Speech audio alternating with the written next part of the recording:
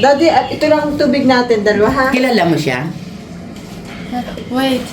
Is her name also Pinky? Hello pong muli sa inyong lahat. Kamusta na po kayo? Nagpe-prepare na po kami sapagkat kami po ay maliligo muna ngayon sa dagat.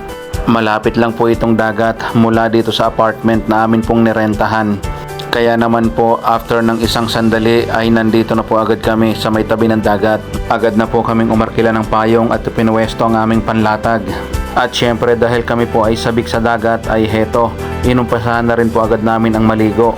Hindi ko lang po naipakita sa video, ngunit kami po ay magkakasama na ni Reyna na naligo kanina. Halos 3 oras din po kaming naliligo at after nun ay umuwi na rin po agad kami sapagkat magluluto pa si Mrs. Yan po, nagutom ang mga mandaragat. Kaya naman napaluto ng ano ba tawag dyan? Makaroning puti? Ay, makaroning pula pala. Penny pasta. Penny pasta. Ayun po, at after po namin kumain ay nagpahinga po muna kami. At ngayon naman po ay tatagpuin namin ang aming mga titos and titas sapagkat kami po ay naimbitahan nila upang sama-sama na maghapunan. At after po ng halos 30 minutes na biyahe at lakad ay heto at nandito na po kami sa restaurant. At nandito na rin po si Giovanni. At maya-mayang kaunti po ay dumating na rin po si Tito Dogan. Hindi rin po nagtagal at dumating na rin po si Tita Ami and Tita Det. Medyo masama po ang pakilasa ni Tito James ngayon kaya hindi po siya nakasama.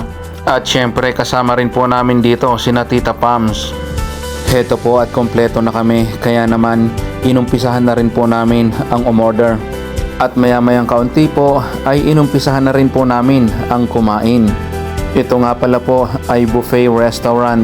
At nakakatuwa po sapagkat napakarami po ng choices. At imagine niyo po kahit po oyster at scallop ay kasama din po sa buffet. At meron din po ditong sashimi. Kung kayo po ay mahilig sa sushi, maki at seafood na kagaya ko ay tamang-tama po sa inyo itong restaurant na ito.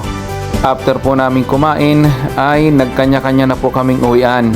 At kami po ay naimbitahan muna ni Tito Dogan na pumunta sa kanilang bahay.